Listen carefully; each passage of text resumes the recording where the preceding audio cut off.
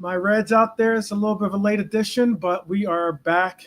We're going to be doing a pretty cool show today because it's a breakdown on some things that I saw recently. I read this article, and it was a very interesting article. It was basically a projection of players they thought were most likely to fail. They had obviously some big name transfers that they evaluated. We had a whole lot of transfers throughout the Premier League and Europe in general. This isn't just on Premier League players, by the way. It also deals with some players that have left the Premier League to go to other clubs, or maybe even some clubs outside of the Premier League in general. So we'll get into that as well. Big up to Red for Life, big up to Red Armchair Supporter, and big up to AR. Big up to all of you guys in the chat and lads and lasses in the chat, by the way. So we've got a pot boiling over with whispers and rumors, confirmed stances, and the kind of transfer math that makes or breaks careers. So I would say if you're up late, grab your mug of tea and maybe have a seat and enjoy this session. Smash the like button and let's take this walk together, my brothers and sisters. Most likely to fail easy. All the United players, yeah, pretty much. Not going to give away the entire list, but there's 13 players on this list. Unlucky 13, I guess you could say. But the list is very interesting, and we'll go through it. It's going to give like a thumbs up or thumbs down if we believe it's going to be truth, or if it's truth, or if it's true or if it's fiction, basically. The assertion that they're going to be making on some of these players.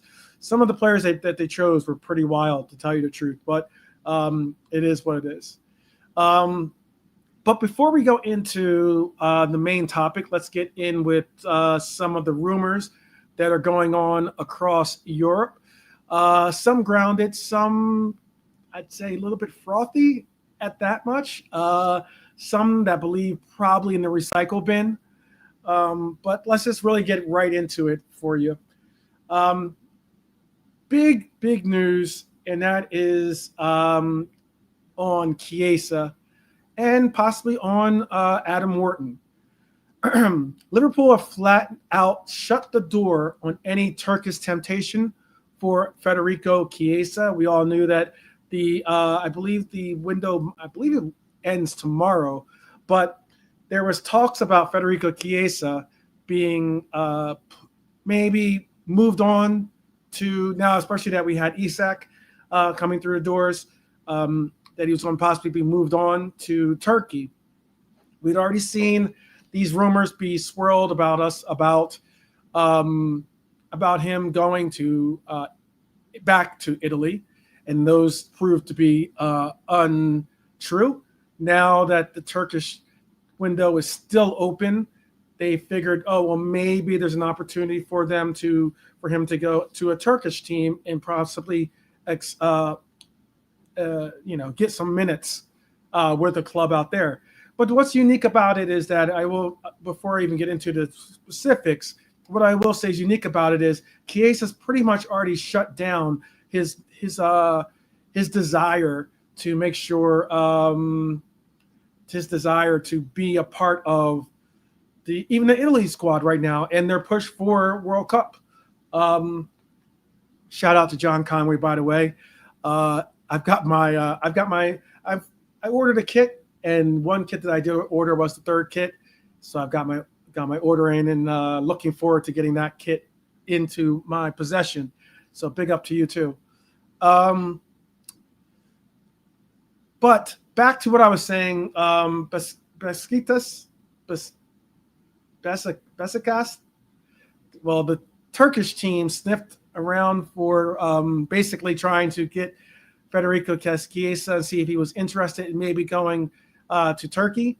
But from the reports, it's saying that the club won't encourage interest in the player, even though he was left out of the Champions League list. I understand that a lot of people have a lot of speculation as to what that might mean, but that omission wasn't about selling him. It was about homegrown math. It just didn't work out. We don't have enough homegrown players. And the fact about even though Rio is an English player, he didn't qualify as a homegrown admission on our checklist. So we ended up having to. He hasn't played enough long enough in the Premier League or in England for him to qualify. So it took up a spot. We were certainly trying to get some experience for Rio in the Champions League. He's one for the future. So that's how it just boiled down. So Chiesa is still a red. And unless something wild happens in January, that won't change. And I don't think it will change. Unless this player does not get any minutes, unless all of a sudden our coach, turns a blind eye, or maybe, he ends up on the injury list and then gets back off the injury list and is just looks less likely to be included in our future. Chances are Chiesa is going to be with us for the entire campaign, and I'm excited about it. I don't know if you agree with that assertion or that assessment, but I am definitely glad that Chiesa will be a part of the team. I think Chiesa's quality. I think he's professional. And I think he's class, to tell you the truth.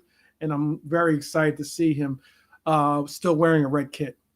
But here's a fresher twist to the stories that are Liverpool related, and that is Liverpool and Newcastle are the latest clubs to join the race for England's Adam Wharton. I spoke about how we need some homegrown talent. Adam Wharton is a homegrown talent. So Palace are on the watch list of teams that we are looking to possibly raid, and but Crystal Palace themselves don't want to lose him. They say that Chelsea and United are very much interested in him as well. That's not Newcastle United, that's Manchester United. And that would make it 4 teams actively looking to maybe get this player into their clubs. Wharton's 21, young player, already dictating midfields. Obviously, screams future England core for the England national team. Slot wants to refresh the midfield's legs over the next 2 windows. Obviously, Endo will be our tenure of Endo will be coming to an end soon. And also, when it comes to our midfield, there are maybe 1 or 2 players that might be on the out. One of those players is about to make their return, and that is Stefan Bajcetic. Bajcetic, after 3 months pretty much of on again, off again, working his way back to getting his fitness, has now rejoined training. It was a really cool. He wasn't involved in the inside training footage that they released this recently. However, it was really cool to see a lot of the emphasis of the training, inside training, being focused on Chiesa and now our new number 9, Mr. Isak. It was pretty good to see. So Wharton definitely is a welcome addition if we were to go that route. However, the only problem, Palace won't part easily. So get ready for a transfer tug of war. What's unique about it? I know all the people are out there just talking about, I know there are some people out there that are very, very high on Wharton. Other DMs as well included in that list. But Wharton is an English player, English homegrown, so that would be important. The one unique thing about this Wharton pursuit is that we're going to have to be most likely involved in a possible bidding war. As I just spoke on, other teams are interested in the player. Teams that are all good teams as well, or good acquisition clubs in the sense of Chelsea and Manchester United, Newcastle, all either promising, up and coming, or at least heritage-wise, are good clubs. It also means that not only is it going to be a transfer tug of war, it also means, does Crystal Palace want to hold on to their player? So it's going to be very interesting to see what results what results we see with the pursuit of Wharton and our interest. Another story that I'm going to speak on that's outside of Liverpool, so we'll get into some Premier League teams outside of Liverpool's parameters, and that is Arsenal. Arsenal are interested in a player that is another DM out there that is a very good player as well, not a midfielder at least, and that is Stiller. They also have news on Jesus, Trossard, and there's some more that I'm going to include in this update because Arsenal are apparently front runners for Stuttgart's Angelo Stiller. United made a late push in the summer but failed. Bayern and Madrid are watching as well on this talented player, but Arteta wants a plug-and-play 6/8 right now. It's more proof Arsenal are building for this season's title race, not 5 years necessarily down the road, but for now. That's why it's very interesting to hear that Arsenal are going for a possible Angelo Stiller. I agree with Red Armchair supporter out there stating that it is very interesting that the players they tend to go for happen to be very defense-minded. But all the same, Angelo Stiller is a good player, a very good player. Another, I don't know if this will be a shocker, but more so certainly some big-time news, and that is Arsenal will consider selling Gabriel Jesus, and despite giving Leandro Trossard a pay raise, he didn't extend his contract, but they gave him a pay raise.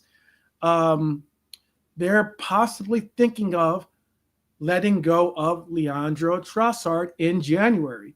I think now that they have Eze, they are now looking to possibly move on from Trossard and make some of that, recuperate some of that money.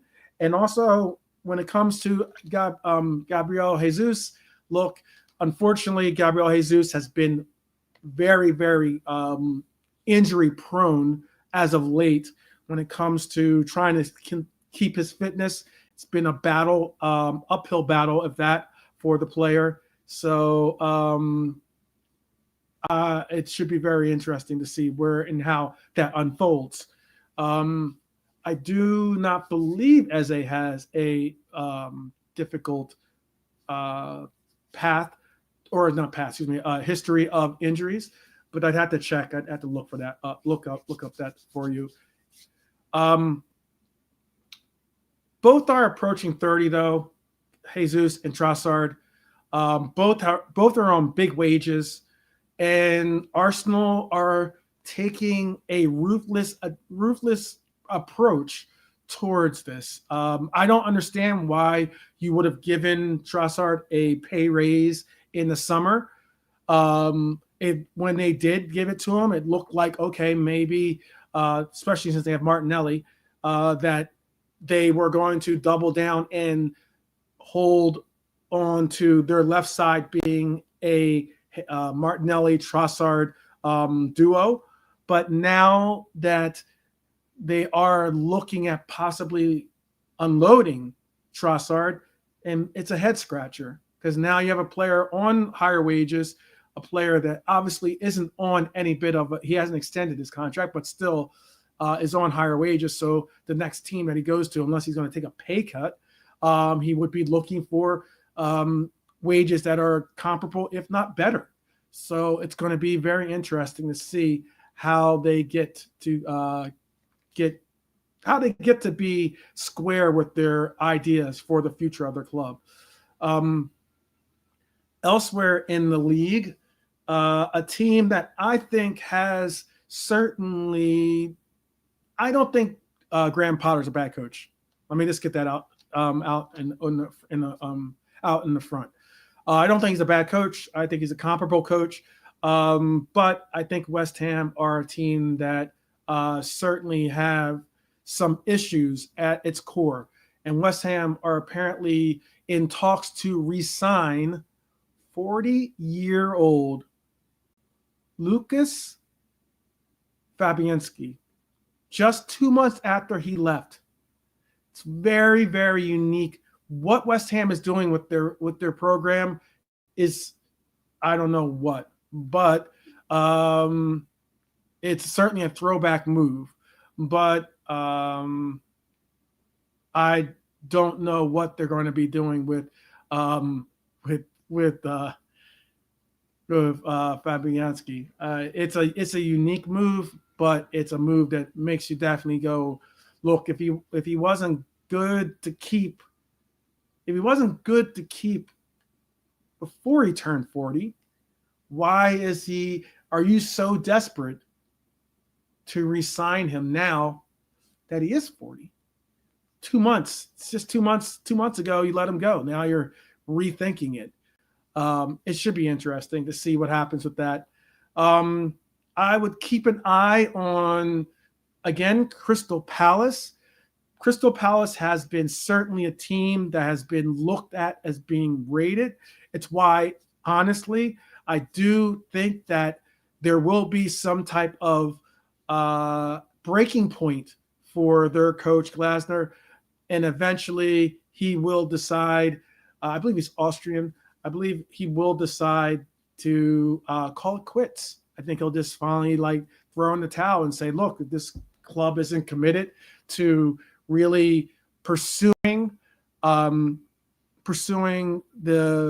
momentum that they've been picking up, obviously getting their first FA Cup in their existence, and now trying to pursue Europe.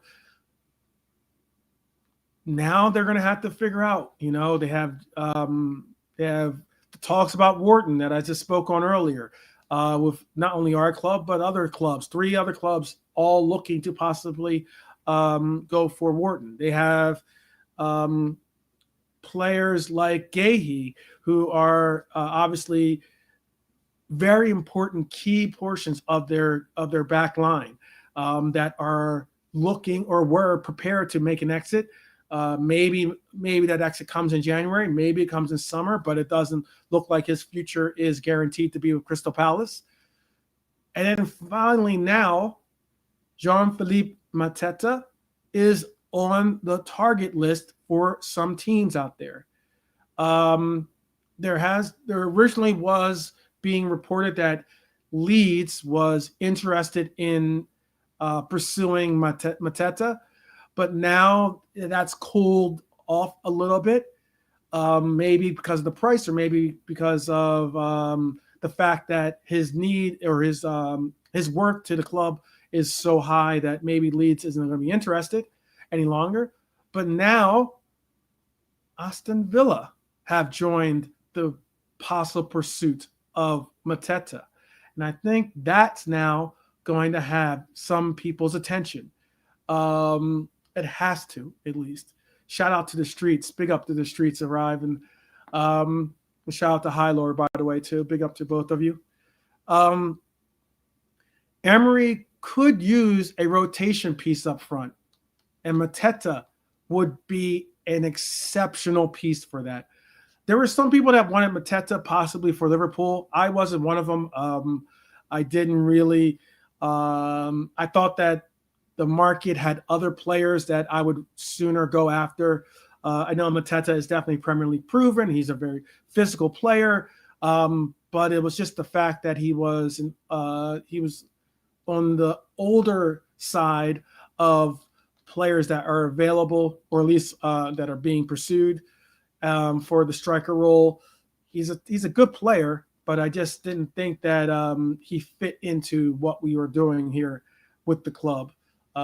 So we'll see. We'll see if Villa does pursue. Villa does need some help, by the way.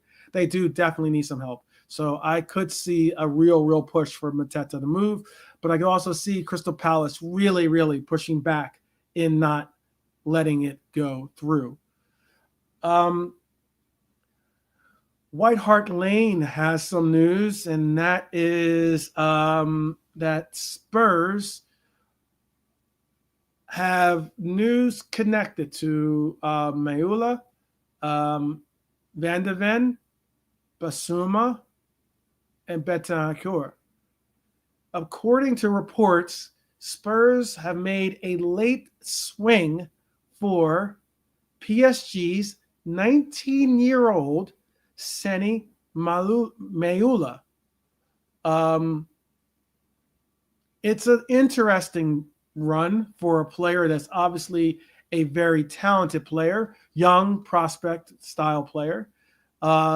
Chelsea and Manchester City have looked at this player as well, but PSG shut the door on those interests early. But what's unique about this, and I don't know why Spurs feel as though if City or Chelsea, two teams obviously that tend to open up their purse strings a little bit more so than Spurs, Spurs still think that they have a clear path towards possibly bringing this player in. I can applaud that Spurs are going for youth, that they're trying to build on banking in some youth players towards their future. Now they don't have their chairman Levy as their chairman anymore. Maybe they won't be so tight-fist around their wallets. But it should be very interesting because what's unique about this is that despite the fact that Spurs are pursuing this young lad in France, they might have to deal with some real drama in their own camp.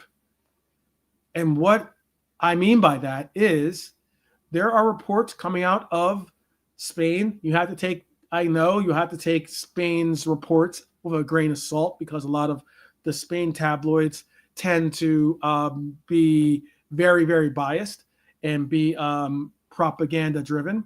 But apparently, Real Madrid want Mickey van de Ven. Now, what is being spoken on is that Spurs would demand somewhere around £70 million for the player to leave London. And I don't know if Spurs would sell or not. However, £70 million doesn't seem like the pressure point that Real Madrid would succumb to get this player. Real Madrid, despite the fact that they do have a lot of money, they make tons and tons of revenue. I don't know if they're going to drop 70 M's on Mickey van de Ven. That's a real war chest move. He's a good player, just as Red Armchair supporters saying, a very good player, but I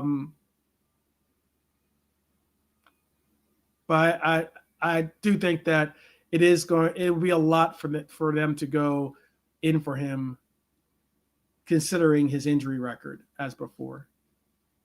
I think I might have this story already, but I will star your comment, Hylor.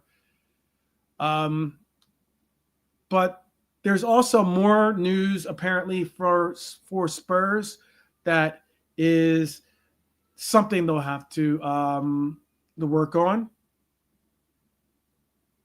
Yeah, exactly. Why they would all of a sudden drop 70 M's for Van de Ven, but wouldn't wait for a possible addition of Konate for free. Doesn't make much sense. That's why I don't hold too much faith in that's going to happen, to be honest with you. I just don't think that is a big likelihood. But their midfield's going to their midfield's drawing attention as well. Spurs have really made some really good moves in the transfer market in the summer.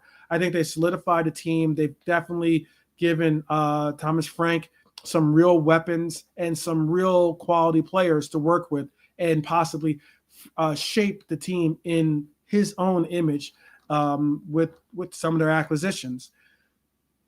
But according to reports, Bissouma, who was once untouchable, is now falling out of favor under Thomas Frank. Apparently, he could be on the chopping block. That's a very interesting situation because Bissouma was one of their coveted players that you didn't really think was in danger of leaving the club. But apparently Thomas Frank might have other ideas for some of his midfield players. And one of the ideas that he might have to decide on is apparently Atletico Madrid are eyeing Rodrigo Bentancur. His deal runs out next summer, and Spurs might be forced to either cash in if you won't extend, or they'll have to decide on do they want to continue with this player. Those are some real questions. Just when you think you've got a foothold on, having a solid core of players, all of a sudden, you have players like Bissouma, you have players like Bentancur that are possibly on the outs. I know Red Armchair supporters speaking on their off the field antics. Both Bentancur and Bissouma have been not necessarily ideal players when it comes to being professional off the field. But again, on the field, they're solid players, and it could be something that warrants something for them if they decide to go and keep either or of the players. Continuing with Spurs, one of the players that they're really thinking about, one of the players that they've been really thinking about bringing in, because they'd already tried to possibly pursue this in the summertime, and that was Sunderland's Dennis Cirkin. It's a homegrown player. It's a logical acquisition for those reasons alone. It's a cheap cover for a left back. I don't know if Sunderland wants to pursue this or not. Obviously, they weren't moved to do it in the summertime, but I don't know. Apparently, Tottenham is contemplating moving for the player or allowing for the player to, or moving for the player, if January rolls around and they feel as though there's a need for it. It's not flashy, but these are the types of deals that balance the squad out. So it could be one to keep your eye on. If you're a Spurs fan out there, it could be one to keep your eye out on. I don't, Sunderland's Dennis Cirkin isn't necessarily a needle mover in one way or another, but he does definitely give you some coverage when it comes to trying to have a player for squad depth as well. Shout out to the Irishman, Anvil Irishman in the house. Big up, Brian.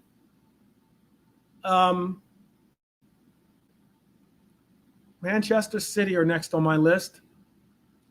Manchester City. Wow. Manchester City have announced that their player, Stefan Ortega, might end up staying with City. Stefan Ortega looked set to leave, but the Turkish squad decided to go for Onana on loan instead. That means that Ortega is going to stay in Manchester until at least January. I guess you could say that Pep keeping Ortega is a unique situation. I know that you do tend to have three goalkeepers on the books, technically. Their goalkeepers obviously would be Donnarumma, would also be Trafford, and then you would have Ortega as a choice as well. But it's a safety net in goal, it looks like, more so than not. And Ortega is liked by the locker room. He's solid in the locker room. Squad harmony is what is important. And Pep is trying his best to maintain that, I guess, in essence. So it should be interesting to see if Ortega ends up getting a deal for a club that is in need of a shot stopper in January. The boys in blue. The boys in blue. Apparently, there's a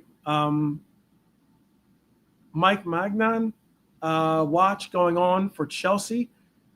AC Milan's Maignan is a player that Chelsea have become obsessed with, pretty much. They couldn't land him this summer. But with his deal coming up in the summer, they have a very similar situation like us with Gehi, in that they have now eased their pursuits and said, okay, we're not going to go for in January, apparently. And they're plotting for a free swoop of the player. It's a unique situation.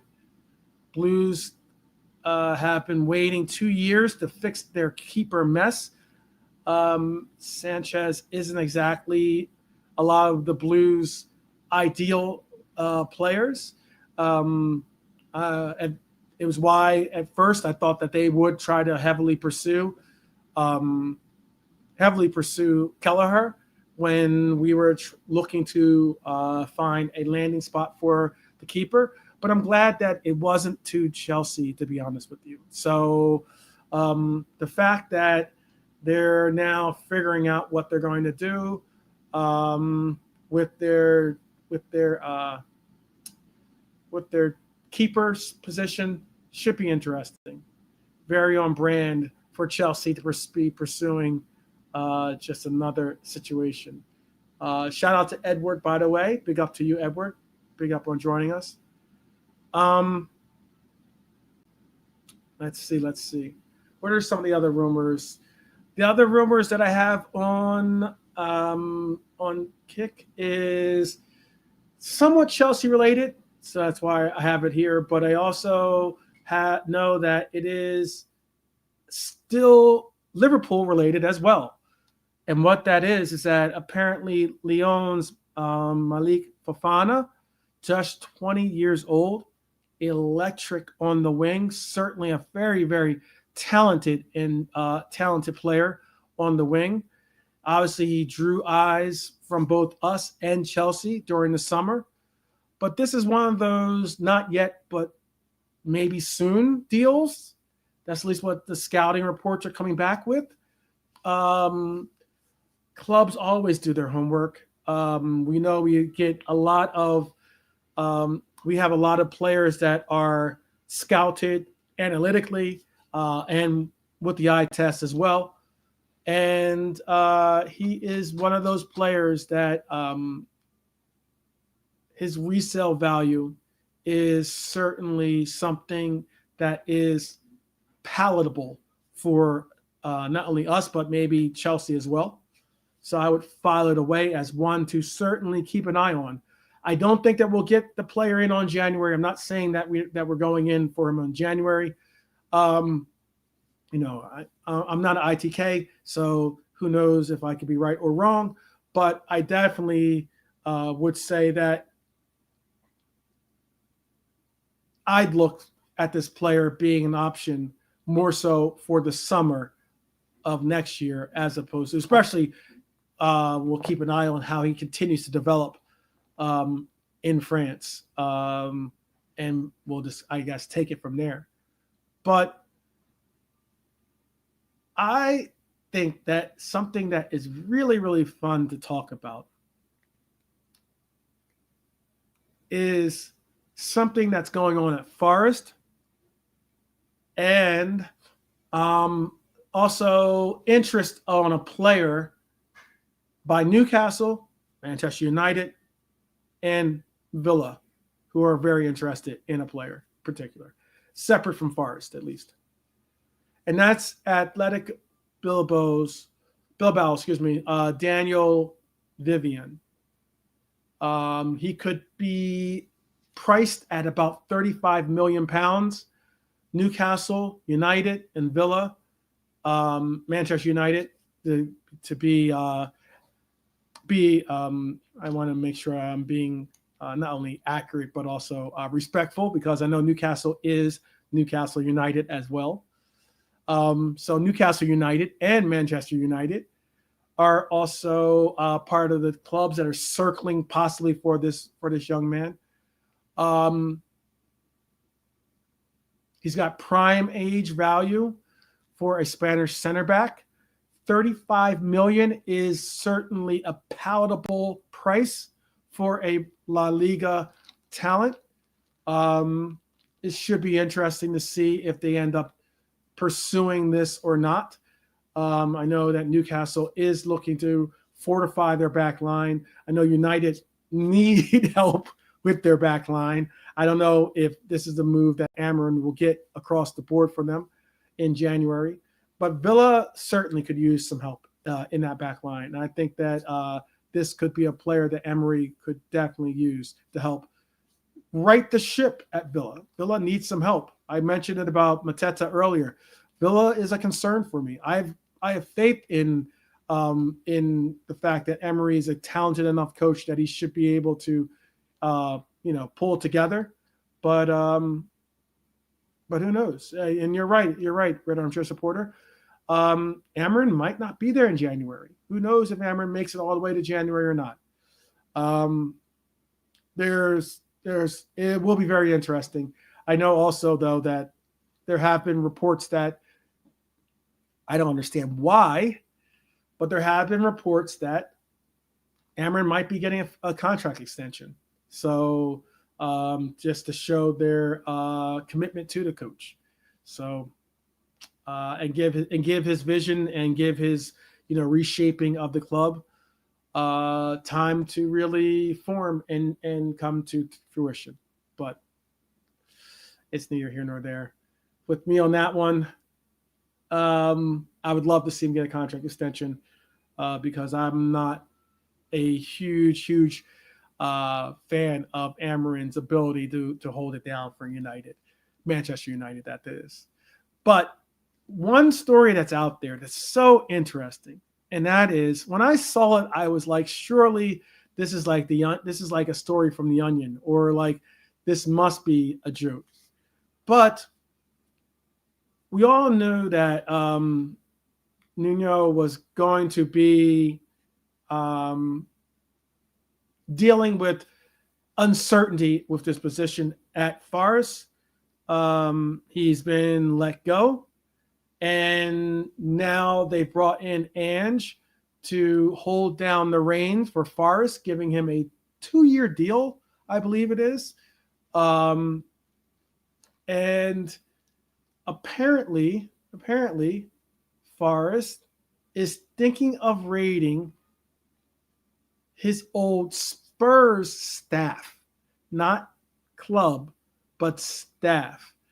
They're looking at doing a rating of the club to bring in some help for Ange to help engineer his vision onto. I think it's going to be unique to what they do with Forest, because I think it's going to be unique to what Forest ends up doing, because I don't the vision and the form that they brought with the vision and that they had, and a semblance of defense and the likes of how the team was formed last year is nothing like what Ange did with Spurs, nor is it anything really that you could possibly see.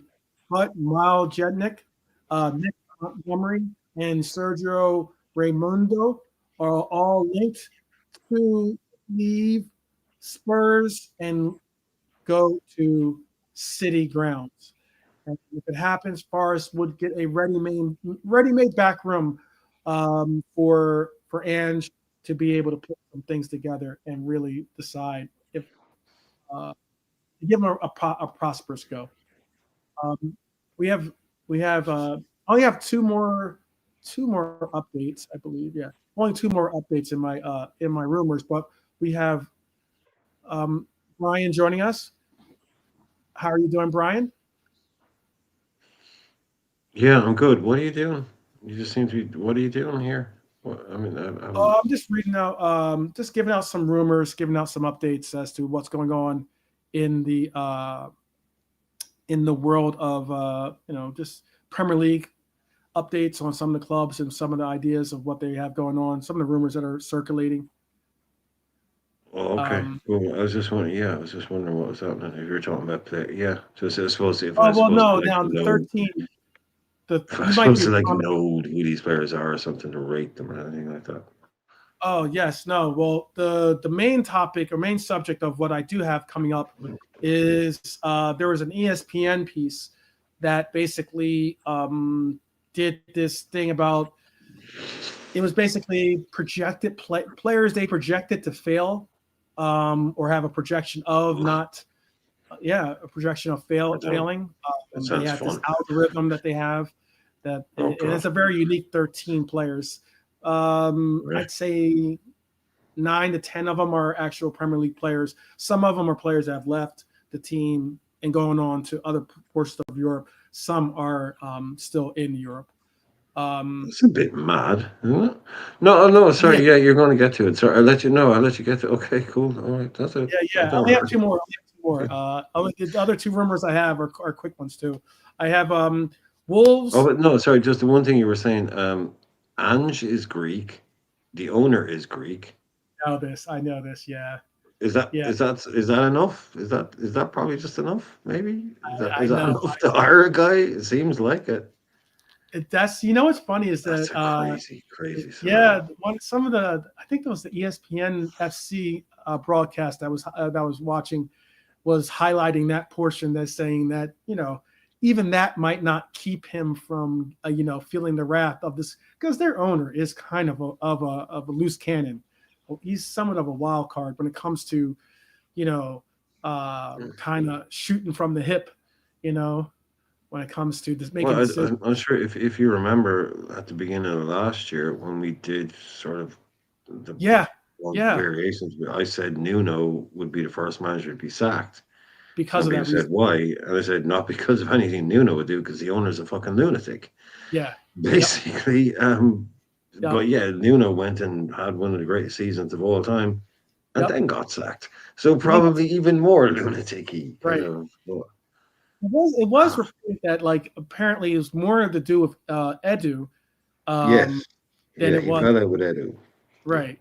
But I guess it also could be the simple fact that he's the coach, not the manager, and that meaning that he was going to be given players as opposed to being able to yeah. dictate Oh, players. absolutely. But Yeah, I think what he was saying was like as well that he had a great relationship with Marinakis, but he fell out with Edu, and it's sort of like I suppose we've all been there in life where you have I suppose some acquaintances in your life and you get on with someone and you fall out with someone else, and then it's like because you fall out with someone that other person doesn't talk to you, you kind of you think oh you're taking their side on it kind of thing. Like I think right, he was it's sort right, of like Marinakis said okay you falling out with Edu. well, I can't talk to you because I back Edu. And Nuno was like, sorry, you're not backing me? He's like, yeah, Yeah, I'm backing Edu. And it's like, oh, okay, well. So then he came out and gave that press conference saying, we used to have a really good relationship and now we don't, yeah. and that's kind of Makes sense, because though. It makes sense. he backed his director of football. But Nuno is, I mean, be careful what you wish for, because this guy has given them something they haven't had in a very long time. And I mean European football. I mean, is he the world's most sophisticated version? No, look, it's No, no. but like no, it's a great point you were making. I mean, Ange Postecoglou comes in there and he can't make any transfers for Yep.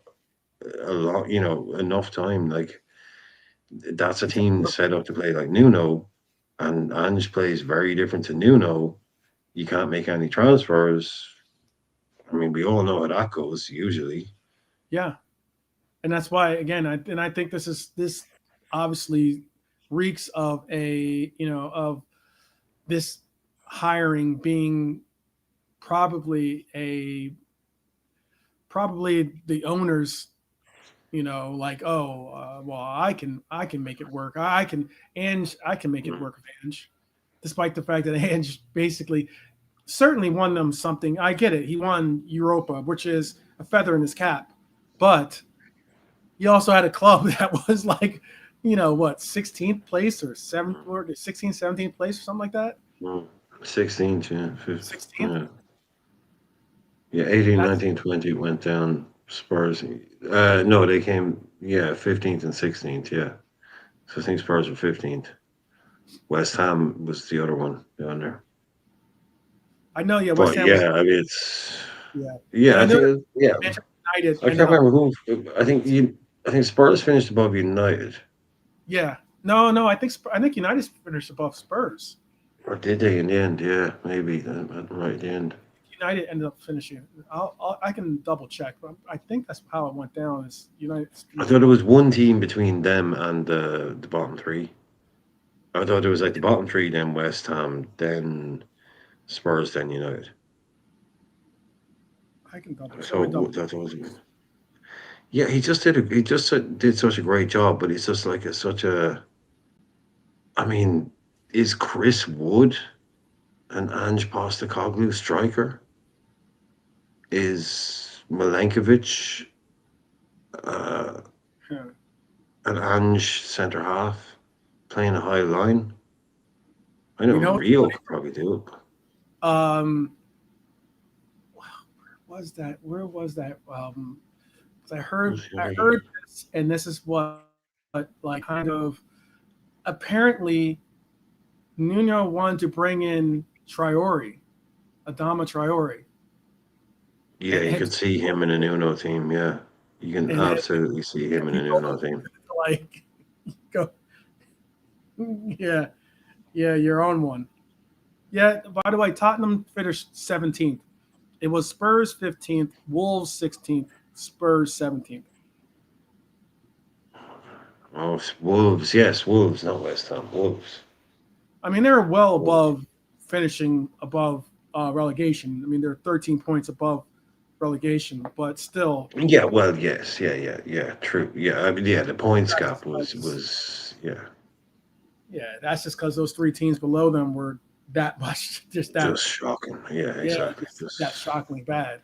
I mean, yeah, I don't I'm a Traore, but you could just see it, couldn't you? Just a fast guy on the break, Yeah, very Nuno. I mean, just you could just see it kind of for them. yeah. Not only Um, could I see it, I mean, he got some worth out of Traore when he had him at the club. but I mean, it was a huge coup for them at the time. Edu was, part of the art. He was at Arsenal. They'd finished second and second and second. I think it was. I think it was, and then second. I was sorry. I sound like I'm skipping there, but no, they just finished second and second and second. But he was at one of the biggest clubs. He was a director of football. There didn't seem to be any conflict between him and Arteta. And Marinakas poached him from Arsenal to go to Nottingham Forest. So you can only imagine that to get him to go from Arsenal to Nottingham Forest, Marinakis is probably going to be backing him to the hilt and saying, what you'll get to make pretty much everything. Because that was seen as a bit of a coup to take, it wasn't a guy that Yeah. Arsenal let go, right? He took him from Arsenal. So, I mean, he's Yep. probably going to back him, really, isn't he? In a fight with a manager, he's probably going to back Edu. So, I mean, we saw it It's coming in. like last year at the end when he confronted him on the pitch. Do you remember when he came out on the pitch and he confronted Nuno? He was in the big white T-shirt. Do you remember that? Marinakis Mm-hmm. came out onto the pitch and he was giving out to Nuno, and Nuno was like, "What are you doing? Just the cameras, dude. You want? You okay? Cool. I taught you backstage. You could have talked, So, yeah, you could have spoken in the tunnel or spoken in the locker room or just, hey, wait till that next mm, day and give a call up to your office, something. But to do it publicly the way he did it, which was like so demeaning for the coach, I thought. I thought right then and there it was kind of the writing's on the game over. wall. This is Yeah, this is on shaky terms. there's always a Um, moment. all right, There's always a so moment, and you can see it. yeah, yeah, totally. Let me just I'll just give these last two, which is basically one is on speaking about Nuno and his old team, Wolves. Jorgen Strand Larsen. Wolves are ready to lock in Strand Larsen to a new contract, You know, but it will include a release clause. The player was um, coveted by Newcastle as a possible addition to their need for a striker before they brought in Visa or Woltemade. Um, but Newcastle offered about 50 million for him, something around those lines, and Wolves said no.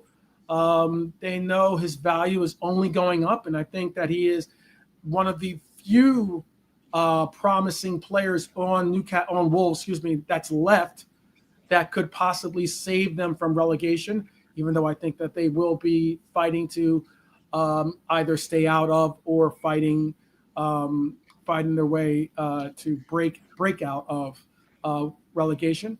But they know that the clause will be their leverage because it also gives that player at least a notion that, you know what, there is an out clause, like as in you can't continue to price me out of getting a move possibly to a bigger club or a more desirable club for the young striker. Um, Last but not least, I have mid-table conversation. So that means Manchester United will be introduced into this into this portion. Um, mid-table, Osama, bit high, but okay. I know maybe a bit high, but Flavian Boyomo has a 22 million pound clause.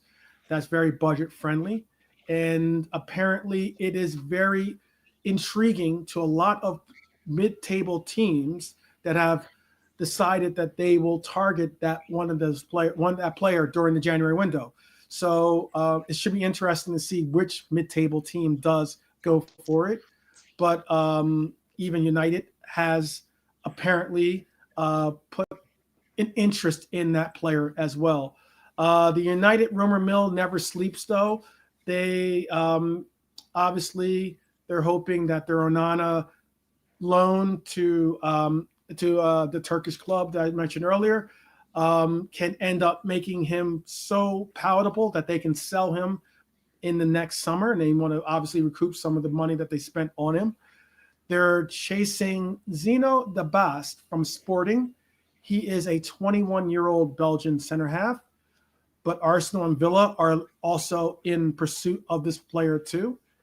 Apparently, young winger Sam Mather might head to Turkey either permanently or on loan, and it means that Kobe Mainu, frustrated at a lack of minutes, frustrated about the fact that he was supposed to be the up and coming young star of the Red Devils, is now looking at really no pathway towards getting playing time, and the word is being put out there that he could push for a loan in January to Napoli. That's one to watch, I would say. That's one to watch. And then finally dealing with I guess it doesn't deal with United, but this deals with Burnley. They're a team that would hope to be in the mid-table. And it's a fun one because apparently Ronaldinho's son, João Mendes, is leaving Burnley's academy to join Hull's U21. I guess some of the stardust of his father isn't necessarily carrying over to a prosperous career as of yet, but still, it's a great story for us football romantics out there that like that kind of conversation. But who knows? Those are the rumors. Quite a bit of them. I know it was almost like an hour full of rumors, but again, that's part of it. That's an interesting one because those are kind of like the rumors that I saw that I thought were very interesting that I wanted to include. I don't know which one of these rumors has real legs and which is just steam rising from the tea kettle. But you can tell me in the chat or even in the comments, which is even better, which are nonsense, which are January bound transfers, and what do you actually see happening. But I do appreciate the fact that I do have a partner on this one, so that because this one is a unique, very unique situation.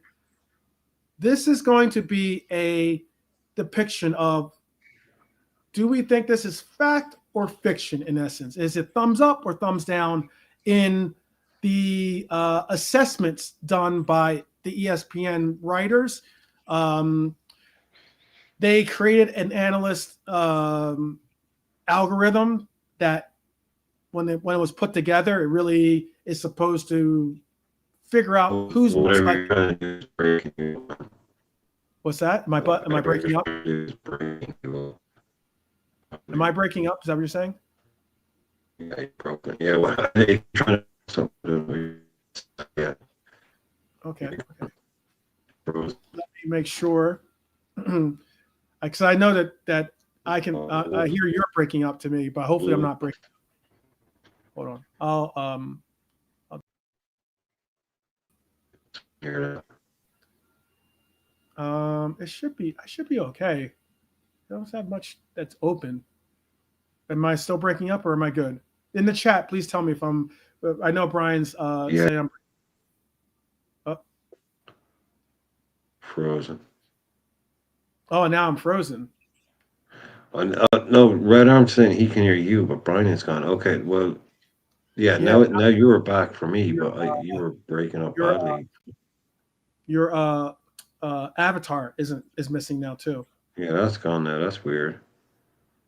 Okay, I couldn't hear you. You were breaking up badly, but now everyone's saying you're breaking up to me too. That was weird. Yeah. Oh, that's weird. Okay, hang on, I'll leave. I'll come back then. Okay, I'll wait for you to come back. All right. Well, here's the thing: 2025-2026 season hasn't really gotten too far into the fold, but we're 3 games in. We just got through this pesky for some international break, and now we're about to get back into Premier League action, and for the rest of Europe too. We're going to get back into as well. Okay, your avatar's back at least. Do I sound okay? I don't. Yeah, you sound. I can hear it. You're not breaking up on my end. Yeah, I totally lost you. I mean, you went full max headroom and then just disappeared. Oh wow. Okay. They're saying they couldn't hear me, so okay. I was just explaining. I was explaining that what we're gonna do here is give a call on their assessments of whether these teams or these players have signed a flop. Basically, that's what they've decided to do. They said that whether these players are going to be a flop, and I know it's difficult sometimes to really decide And obviously, if there's Liverpool players involved, then yeah, it's going to be tough to give them a thumbs down because you want a thumbs up for that player. But history shows the warning signs, basically injuries, inflated fees, poor fit, players moving to environments where they never settle. Some instances of that might be injuries for Chiesa, for instance. I'll just give examples of how they factored in, and I can give a more precise reading of how the analytics went for in bringing up this chart. But for instance, Chiesa at Liverpool last season had a string of working back from injuries and trying to get involved and the like. So that was a factor into the cost. For instance, with high cost and adjustment, for instance, João Felix at Chelsea was a high cost player. You could even add in maybe Eddie Nketiah at Palace, high cost player, and one that had to make some real adjustments. Price tags maybe outweighed their production in it. So that's another factor that they used in this evaluation. And then wage demands. Wage demands are connected to Jadon Sancho, for instance, for Chelsea. He refused to get a pay cut, and when his Chelsea move collapsed, it was very well connected to the fact that he's making 300 some odd thousand pounds or something like that a week. Finally, environment. Sometimes you're happy in a city, sometimes you're not. The footballing fit just isn't there sometimes. Sometimes maybe it's the home, you miss the home cooking, So those are the four factors that they used in trying to weigh up a decision on these players. Give me one quick second. So they've come up with 11 of who they think is going to flop next, like on this season coming, like this season, based on those kind of things. Yep, they've given 13 like players. One for every position, or just like 11 players, like. They gave 13 players, and not all the players are for the Premier League. Some are for players that left the Premier League. Some are for players. The majority of them are for players that went to the Premier League, though. Wait, Brian, give me 1 second. Give me one quick second. Yeah, sure. Red Arm just saying, yeah, I can hear us all good.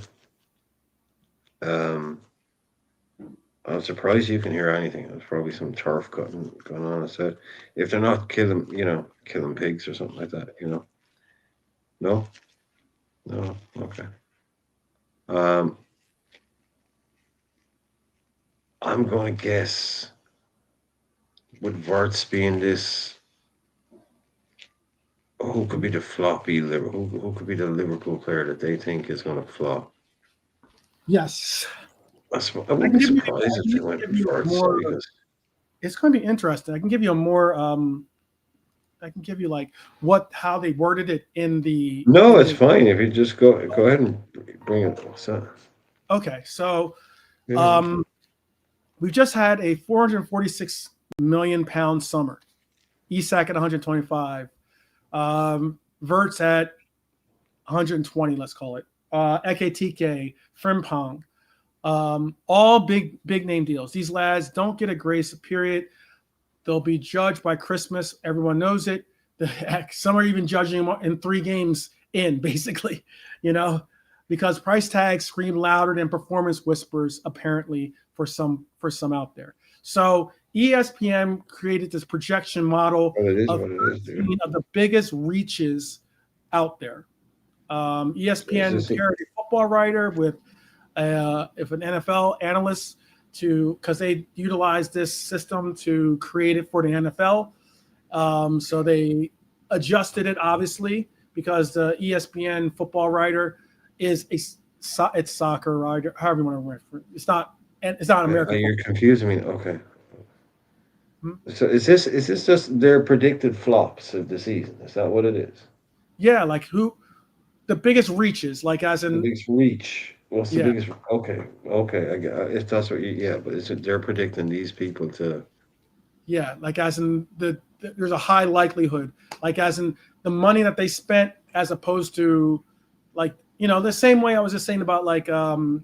No, Nketiah. that's cool. I get it. Yeah, I get it. That's cool. So they're the biggest potentially.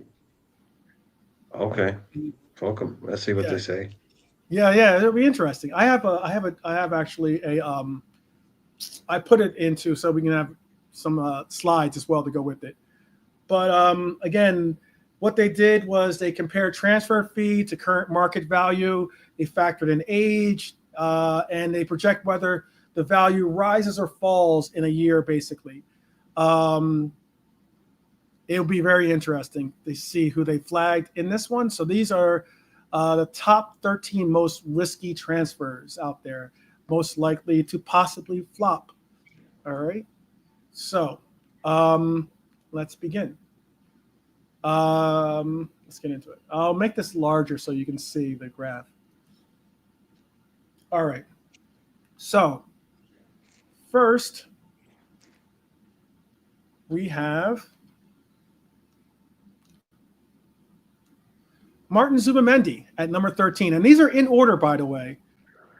These are in order. Real Sociedad to Arsenal, the 70 million pound move.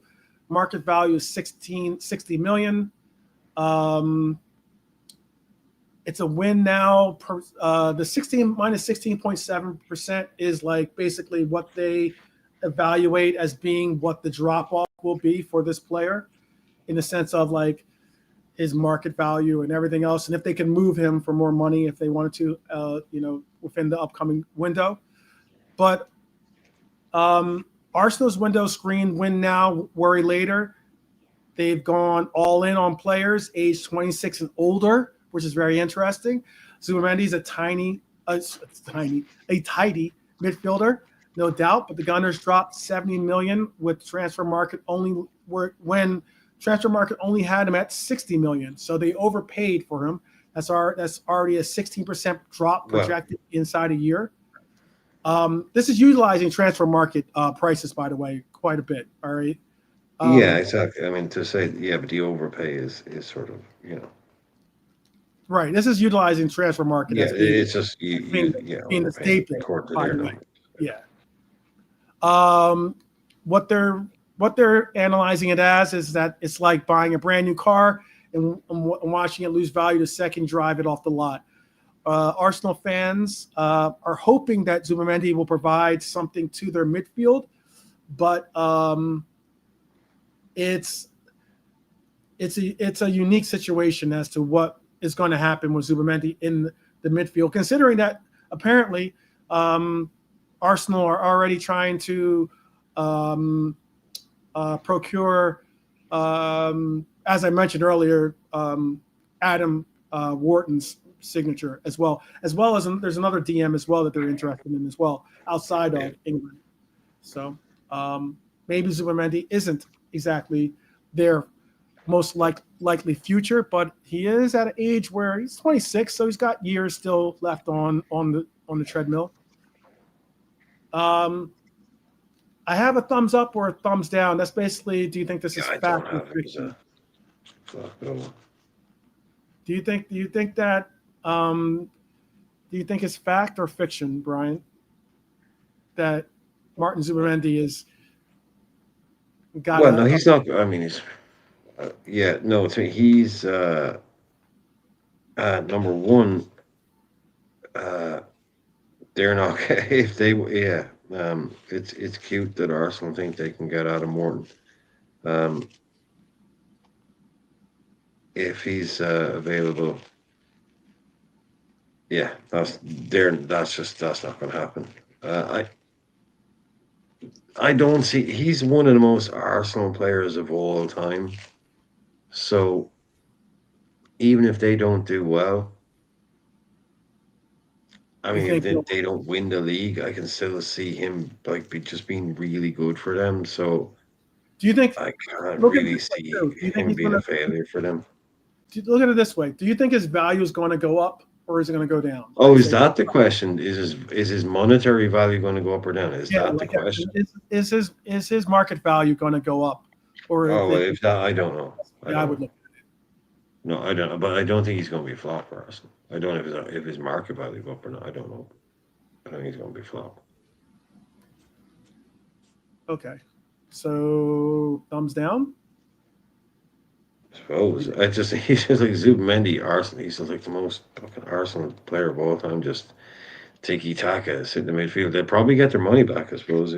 Yeah, the market value thing I don't know, but yeah, I think he'll be fine. I don't think he'll lose. All right. Yeah, I don't think. But like, if you're talking about like, will he become like an Anthony, where you buy him for 90 million, and have to sell him for like what the 20 or something? I can't see that happen at all. Yeah, No. that's basically what Yeah, this. no, I don't know. He's not going to be a fucking Yeah, what this disaster. chart was saying was like it's the most questionable, maybe eyebrow raising, potentially disastrous transfers of the summer. That's how they. No, I That's suppose how.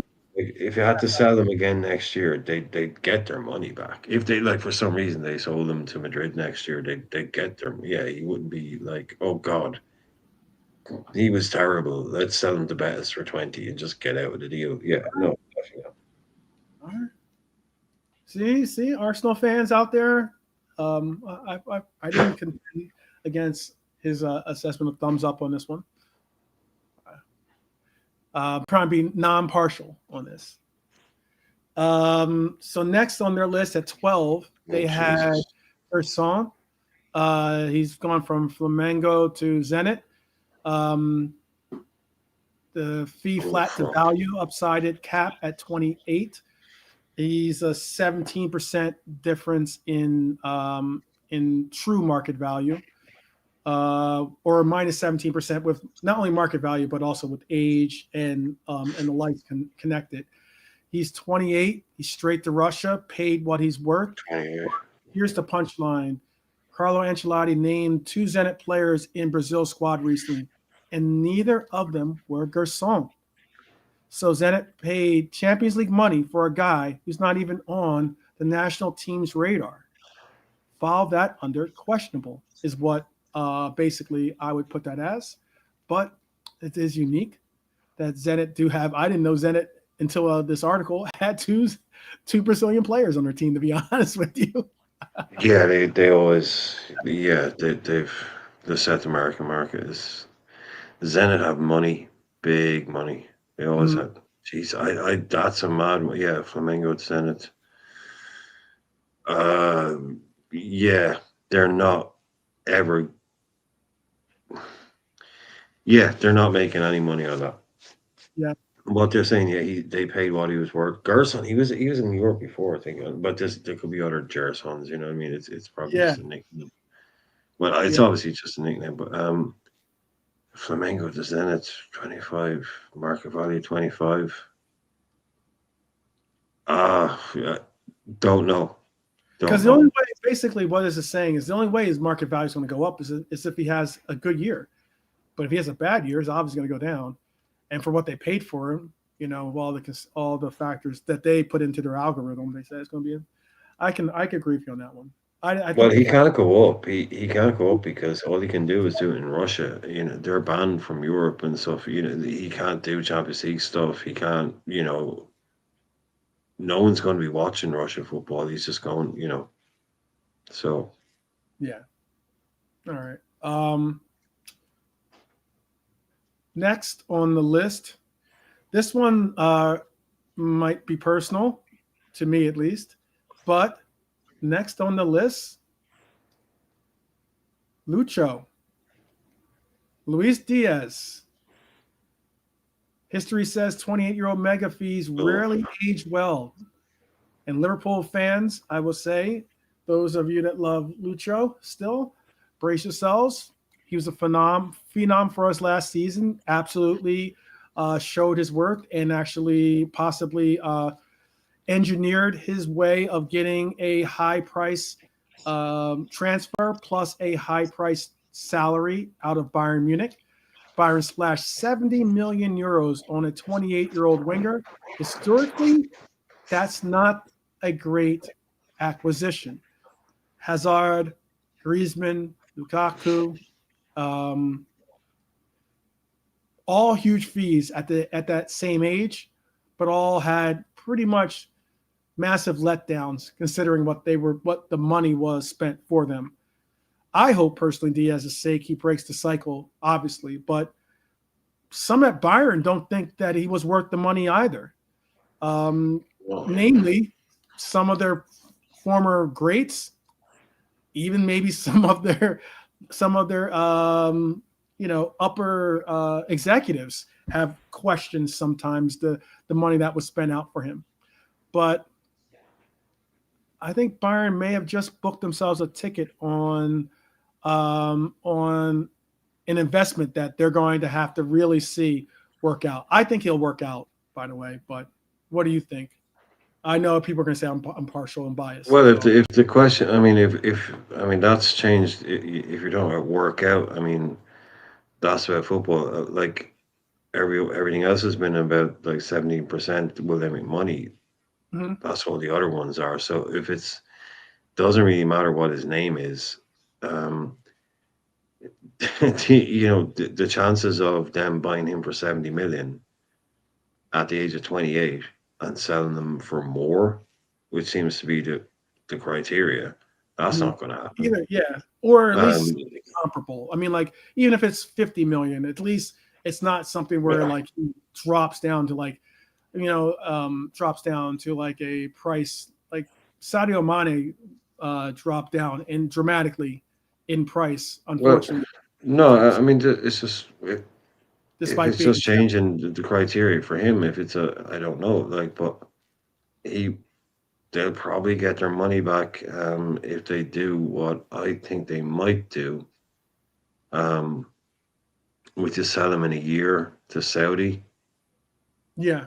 2 years max. They'll get their money back maybe if they do it that way. But if it was to be a kind of a traditional kind of, if you're to take the kind of Saudi mega money out of it, which kind of skews the whole thing. Mm-hmm. Yeah, you don't buy a 28-year-old. Nobody buys a 28-year-old, whether it's, and it doesn't matter who that 28-year-old is, for 70 million, keep him for 2 or 3 years and make a profit on him. That doesn't happen. Nobody does that.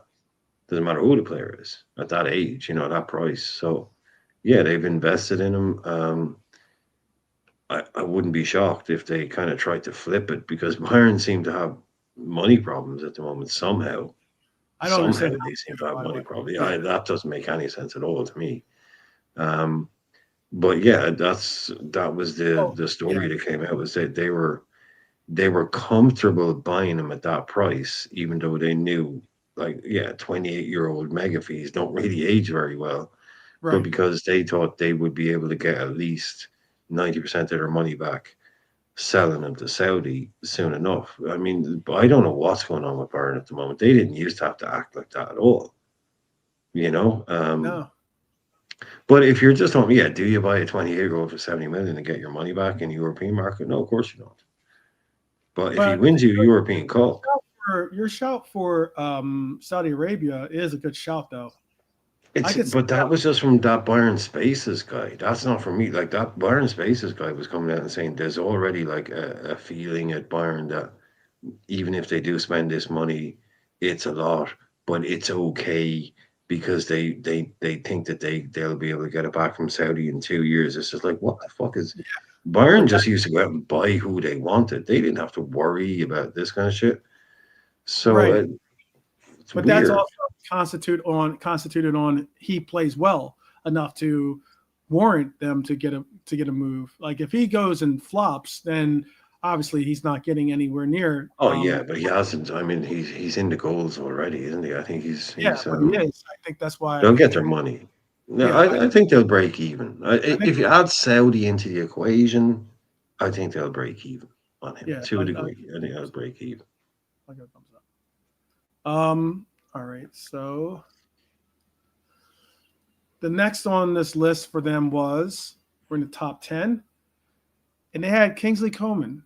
Coman leaves Bayern at 29 for 25 million euros. But here's the twist. Al Nassr didn't play by financial rules. or they don't play by financial rules. They don't have PSR. There's no UEFA for them. Yeah, exactly. Even basic accounting logic. So honestly, fees in Saudi Arabia don't matter. It's monopoly money almost, still on paper. It projects negatively because the player isn't possibly even worth 25 million euros, which is crazy for a player that was so heavily coveted before his Bayern Munich move. But when you're paying players hundreds of millions in wages, who cares about a 5 million swing on transfer market, right? But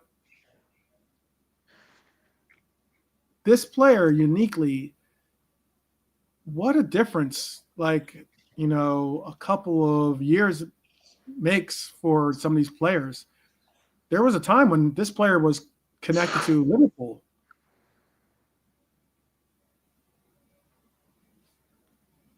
Oh. You there, Brian? Yeah, sorry. Yeah, Coleman. Yeah. Too much money at the time. Yeah, I was never overly wowed by him. Like, good player, but yeah, he was at PSG, right? Then he goes there. Yeah, he was good, I suppose. Yeah, but he was always like really expensive, or it was never really someone his name would pop up every now and again. But he's gone to Al Nasser, 29. A lot of injury problems. A lot of injury problems. 25 million Al Nasser. Yeah, I suppose that'll work out okay for them. That's probably a good deal for them. It's a good deal for him, but sad. Sad. Sane and Coleman, Yeah. they lost them both this year. They were, kind of two of the bigger prospects. And Nabry is still there. Once Nabry leaves, they'll have lost Coleman, Sane, Nabry. The guys that 10 years ago, they were the new kids on the block. Right, You know, exactly. especially Coleman and Sane. Mm-hmm. It should be. I think that the Saudi Arabian League is not the level of the Bundesliga, certainly. So he still will be able to shine for his play somewhat in that league. But yeah, I'll give this a thumbs down on this one. I think this is not a good deal for them. Big up Nalante, by the way. Nalante is joining us as well. How are you? He's gone. Oh, he's gone. Okay, my fault. He might tune back in. He might be on his way back from work. Next on the list here, they had Mateus Cunha. Oh, United. Oh, United. Always United, huh? Cunha's fee is 74 million euros, but yet he was valued at just 60 million euros. This feels like deja vu. Another good but not great player United paid Champions League money for. ESPN called it. They said that they overpaid when this deal went through.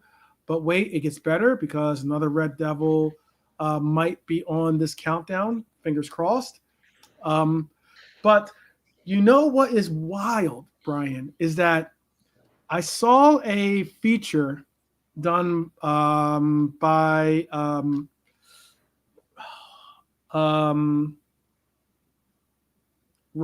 it's not Robbie.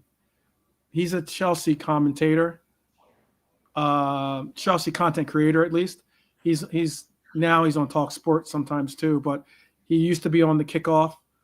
He was part of the original Kickoff, and then he left after that scandal. I think you probably know who I'm talking about, but all the same, and someone probably out there in the chat knows who I'm talking about too. But he did an episode where they were talking about transfers and the likes, and he had this Manchester United content creator on the show. And you know what was wild is that this Manchester United content creator said that he believes that Cunha reminds the Cunha deal and bringing Cunha into Manchester United reminds him of what Liverpool did when we brought in Salah. Now, Cunha's good, but if you expect to get Salah numbers out of Cunha for the same amount of years that we've gotten incredible numbers out of Salah, well, that's some real like wishful thinking, I would say. I don't know. Do you think he was being that maybe he's being a little bit hopeful at best? Those were his exact words too. I think you've answered your own question there. Yeah. Yeah. That was pretty wild. I mean, they're not. I mean, I think I would have happily, if you'd said to me like that we were going for Cunha, right? Yeah, I mean that was our dude, that was our main guy, or whatever. That was our main target this year. Mm-hmm. I like him, good player. Good player. Yeah. I would have been happy to pay 62 million. Oh, you would have paid the money. If you said to me it's 62.5 because he signed a new contract and got a release clause, right? Right. If you said to me 62 million, I'd be like, okay, cool. If the boys, if Edwards, Hughes, Slot, they reckon this is the man to take us forward, yeah, I would have been happy to pay that price for him. Mm-hmm. I think, but they're not going to ever get a profit on that. Almost certainly not, I suppose. You ever think are they in it for that? Get their money back? I mean, like not profit. I think they could. You see, the one you're probably going to come on to, maybe you might be coming on to, is another player I think they've massively overpaid for. Mm-hmm. Much more than him. Well, I think actually they bought 3 players this year. They probably overpaid for all of them. I think he's the least that they overpaid for. I think they overpaid way more on, like I said, maybe you're going to come on to him, Sesko and Boyomo. I think they overpaid way more on them than they have on Cunha. I think he's probably the closest to kind of like, yeah, okay, I get it. Like to get a player like him to go to a team like them, if he didn't have other offers, not too difficult. But yeah, I think he's probably closest to the market value. But I mean, it's understandable, I suppose. But I would have paid close to 60 for him. I would have preferred Joe Pedro. I would have paid a little bit more for him. Well, I mean the other 2 boys, especially on wages with Mbuemo, they've been fleeced. He absolutely fleeced them. Fair play to Mbuemo. Fair play to him, man. I think he just said, "Fuck it. If you want me that bad, how about an extra 50 grand a week?" And they're like, "Okay." He's like, "Nice." He's just try. You don't know if you never get it if you don't ask, right? Right. He fleeced them. Well, I guess. The Manchester United thumbs. Is that a thumbs up or a thumbs down? And I don't know. Is that a thumbs down and saying that he'll be a flop? I think he'll be okay for them. I think he'll probably be value for money for them. Thumbs up. All right. Let's stick with thumbs up. It's been a good transfer. All right. Like I say, we're not biased here. We can be objective. Even as Manchester United, he's a good player. If he's a good player, he's a good player. Hey, people are going to understand how objective we are right now because the next name on this list is going to definitely rattle some people. But the next name on this list is let me see if I can get to the next name.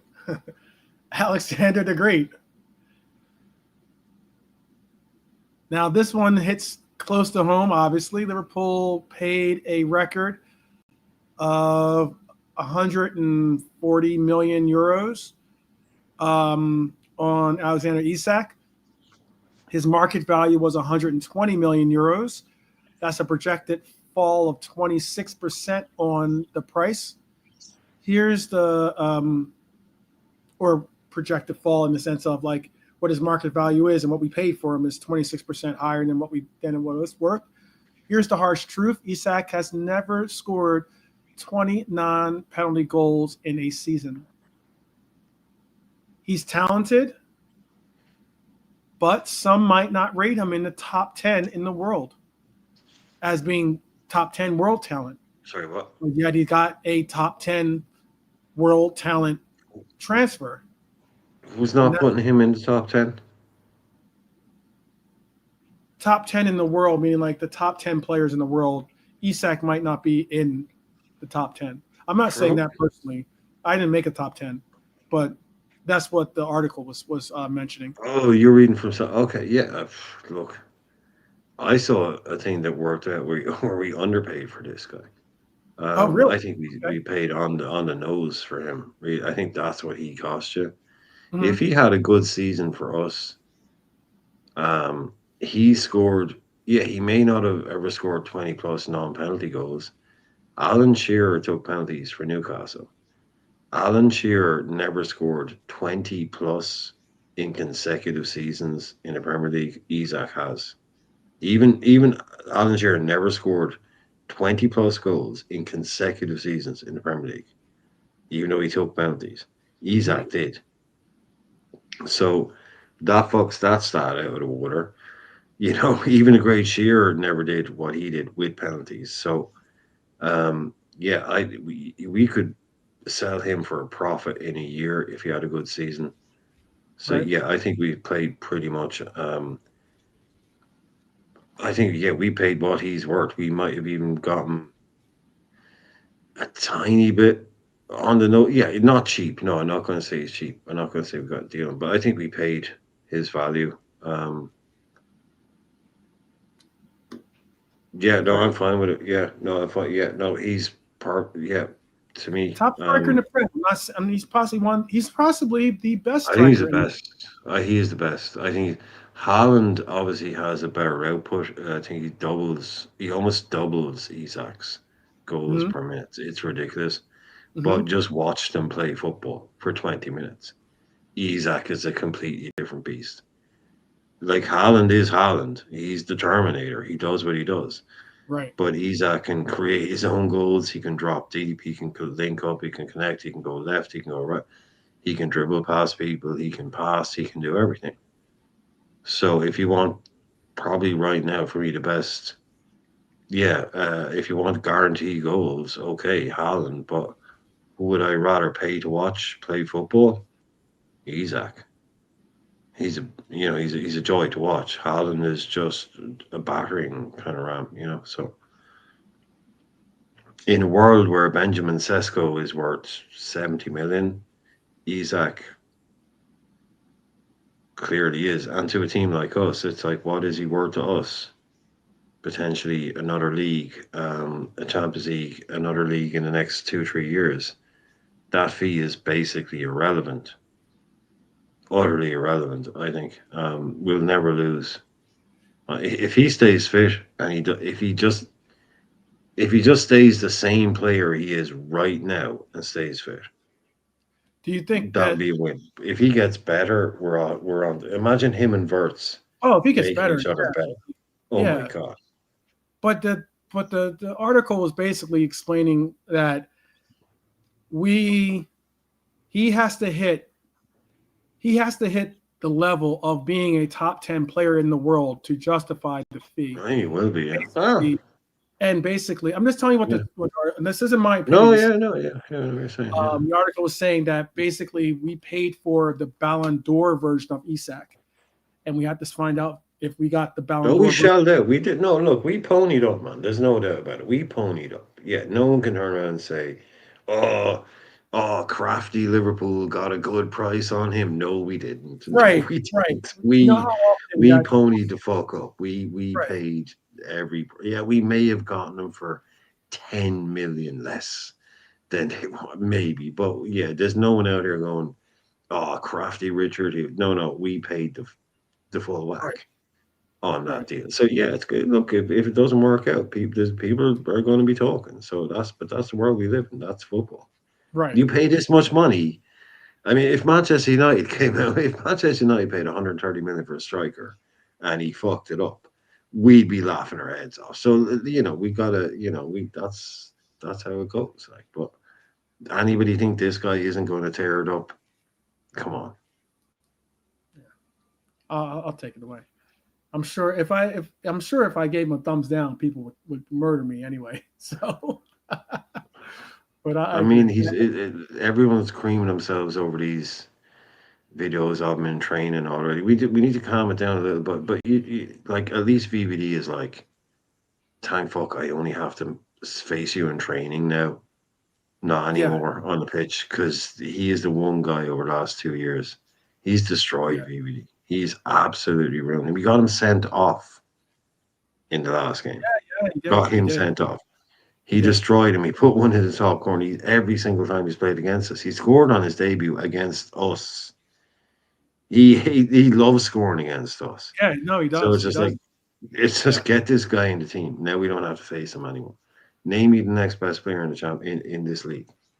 Up front, Haaland. How many times do you have to face him here? Twice. That's it. right. That's it. There's no one out there now that VVD can't handle. Nobody. We just And I'll be honest with you. I think he's handled Holland. By the way, He loves Haaland. He loves playing again. That's why I said he. I mean, I I think thought it would Holland. work out. I I I thought think he was going to Holland. love playing Gyökeres.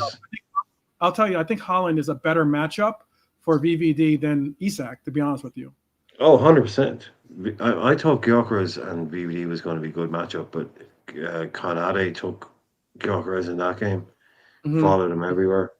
Because I think VVD loves just coming up against a big striker who doesn't have a lot about their game and just wants to physically dominate. And Virgil's like, yeah, try physically dominate me because you've got no tricks, you got no skill. You're just a big, powerful striker. Right. I'll Yeah. do that. Yeah. But And he's yeah, not. He's not pacey. Like he doesn't have like some crazy pace that's that's going going to to scare him. Yeah.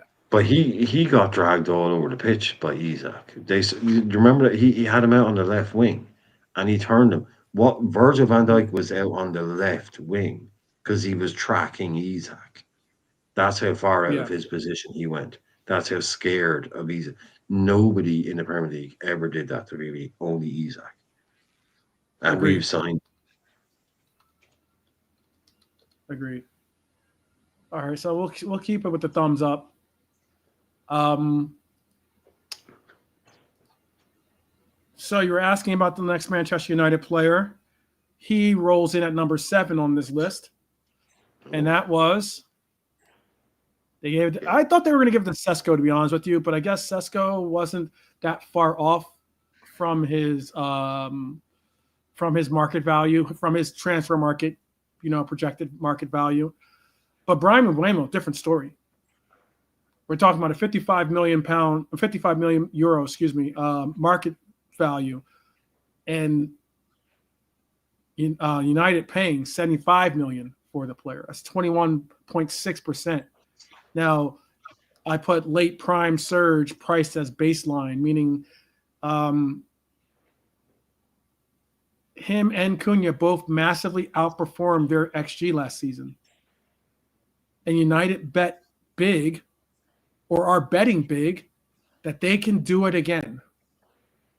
They believe that these two players can project or can produce those same numbers that they did with their former clubs, and they're thinking that lightning can strike twice. And so far, it hasn't. Through 2 games, 12 shots, 0 goals. United fans, I don't mean to be cruel, but it's definitely giving mid-table energy with your team and the output that you're supposed to have to project you further up the table. But some of you maybe you believe that this was a good deal. I don't know. Do you think that this was a good deal for them? I know you spoke on it a little bit before, Brian. Mm. Yeah, because I had a feeling they'd be coming up. I mean, I like their strategy of we saw it. If you don't have European football, that's bad, right? Okay, that's bad. That's a bad thing not have European football. But if you can still get in these guys only playing kind of, Saturday, Saturday, Saturday, Saturday, just once a week, that's cool. Yeah, It gives it's you a very lot cool. of time Very true. to, I like the way that they said, let's take that one step further and not even have to worry about the EFL Cup, the League Cup. Let's get knocked out first round by Grimsby. You know, Yeah, brilliant strategy there to give him even more time on the pitch, training around. Yeah, yeah. yeah. Just we don't. I'm just Give waiting for the FA Cup. give whoever FA decided that. Cup now, yeah, they're up against Morecambe in the first round of the FA Cup. They'll get knocked straight out of that as well. So it's just pure Saturday. You know, look, that's a huge overpay. It is, and I think the wages is even more. But Is Brian even and Wayne was never yeah. turning them down. The wages are connected in here too, by the way, but they're Yeah, just he's not. on like I just missed them. 220 or something. Stupid, like really. I mean, he's a good player. He Hmm. is clearly a good Premier League proven. He's scored against everybody. So, but that's completely irrelevant because back in the day, they don't sign him Right. because I'm sorry, I don't like think he I'm worried. was a bigger squad like, back in the I'm day. worried about it. Look, I think Cunha and Mbuemo, Sesko, not so much, but Cunha and Mbuemo are really clever signs for them. They are better than what they had, and they're going to want to do better than the clubs they're at. But that to me is irrelevant. Manchester United, when they were good, don't sign fucking Cunha and Mbuemo. No, they They don't. sign Florian Wirtz. They Right. sign, they sign Isaac. They sign, so yeah, cool, well done. You got him Waymo and Cunha and shit, but you had to pay 75 million to get him. You signed And to, Pogba, sign or something yeah, like. you guys used to sign Ronaldo and Cantona, and that's what he used to be. So good signings, yes. There's very clever signings for where you are, but also indicative of who they are right now. And I'm Yeah. sorry, but nobody on the planet, a lot of clubs would have taken Brian Mbeumo. A lot of clubs, because he's A a lot of really clubs. good Yeah. player. A lot of clubs. But nobody is giving you 75 million No. euros from other No. than Manchester United. No. Nobody. Brian Boyle That's on just Spurs would be a value. yeah, but he's 50. He goes there for 50. Right. That's why. He Yeah. definitely go. Yes, Spurs. That's a brilliant example. He 2 years ago he goes to Spurs for 50. Yeah. Exactly what happened. 75, and like he's on more money than He's on other more than money probably a than couple Florian than Wirtz. most of our players. Yeah. He's on more money than Florian Wirtz. Yeah, I mean exactly. Just fucking work that out. Work that out. Like that's so. Yeah. Let that rumble in Well your head. done, Manchester United. Yeah.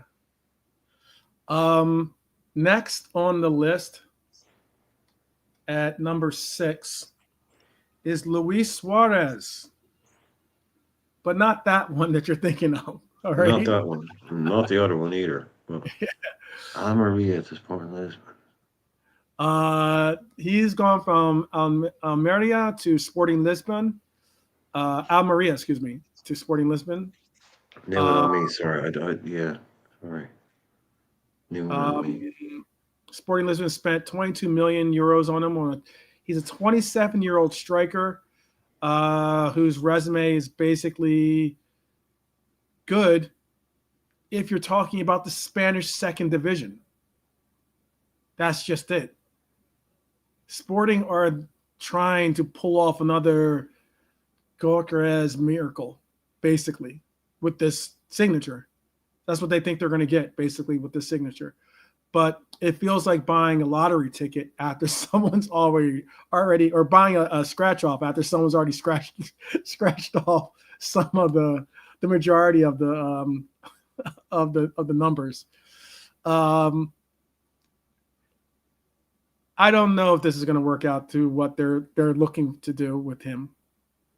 And Sporting Lisbon is certainly rolling the bones on this one. I know you probably don't have too much of a background on how this player is played in the second division, but it is a lot to take. It is a lot of money to spend on a player playing in Spanish second division and promote him as your main striker in the Portuguese league. But we'll see. We'll see. I'm gonna give this one thumbs down. Do you think it's a thumbs up?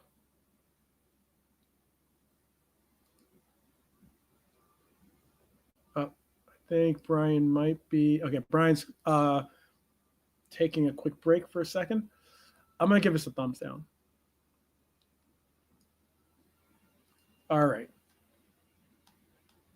Next on the list for the group that they had was Arsenal's Eze. Eberici Eze. I know I said that like an Italian, but it's okay. Crystal Palace to Arsenal, 69.3 million euros.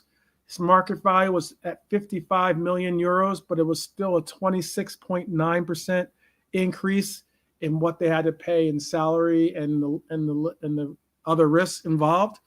Now, this one I know has heartstrings attached because Eze back at Arsenal was something that he wanted. He was cut as a player there as a kid. And it's a beautiful football romantic story, but financially it's pretty brutal. 69 million for a 27-year-old valued at 55 million euros doesn't make a lot of sense. That makes him the third most expensive 27-year-old ever behind Suarez and Zlatan. That's wild. He's not at that level, obviously, of a Suarez or Zlatan. Not yet, at least. But Arsenal are gambling that the fairy tale will turn into silverware. And there's a good chance that, it pans out. I will openly admit that. I think the player is a good player. But I don't know I don't know if this is a thumbs up or a thumbs down. It does make a question of why. I think he was at that age at Palace because Palace understood that he was a commodity, that he was a good enough player to get money for. I don't know if he would have demanded 69 million euros last year, but he was a player that was a good enough player that certainly would be a good addition to your team. I'm not saying that he wouldn't be a good addition to Liverpool, for instance, or a good addition to obviously Arsenal or another top tier team. I just think I think it's a little bit overrating when it comes to the 69.3 million euros. I like the player. I do. But I don't know if he's going to be that much of a needle mover for them. Some have him replacing Martinelli already. Some have him replacing Odegaard. I don't know if it's that much. I don't think that he's that much more of a increase in production and the likes than those two players I just previously mentioned. So I'm going to go with thumbs down on this one. You got to recognize the fact that I did give Supermendy a thumbs up. So it's not like I'm just doing it just because I don't like Arsenal. Just in case someone has it out there that think I'm being partial. I'm going to give it a thumbs down. It's just a lot of money. They probably could have got him for less, basically. The next on this was Matteo Retegui. Matteo went from Atalanta to Al Qadsiya, or Qadsiya, excuse me, Qadsiya. Now this one was pretty wild because it's basically going from Genoa to Atalanta to Saudi Arabia. He cost them 68 million, like I said, a little bit over 68 million after just one big season. Before that, he never hit more than 13 goals in a season. That's like paying Ferrari money for a car that only once went over the speed limit. You know? And at number 4, I don't know. It's a lot of money still, even for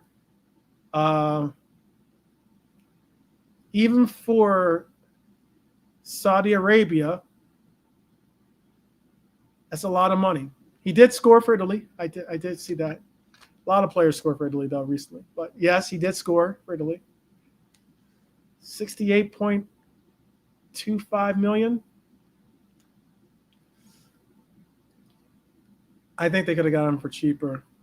I know that it's I don't know if the player comes back for a higher price tag if he decides to come back to Europe. I'm going to give this one a thumbs down. This one thumbs down. All right. Next on this list. This, again, is not my list. This is ESPN's list before I get any letters or comments. The next player on the list that made their top 5, but we're now into the podium for top 3. Visa made their top 3. 57.7 million euros is what Brentford sold Visa to Newcastle for. His market value was 32 million euros. That's a decrease of 45%, 45.3%. For a player that I mentioned, very much like Brian Boyomo, had a career best spike. I think Visa's underrated, but I also think that Newcastle panicked because I know that Newcastle had to bring in someone, having a disgruntled player in Isak, having no real prospects of players. They've been turned down, like I mentioned, quite a bit. 8 different strikers they've been turned down. This is now their 9th choice.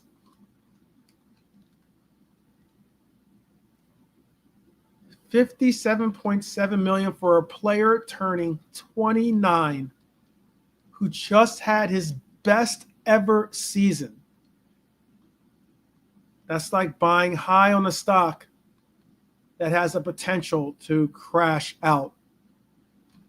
It's like it's like buying GameStop stock, basically. And to make it worse, they ended up losing Isak already, or all the same. And they scrambled to fix it on deadline. It's been a mess when it comes to their transfer strategy. Newcastle basically swapped Isak for Visa and Woltemade. And yes, it is something that happens.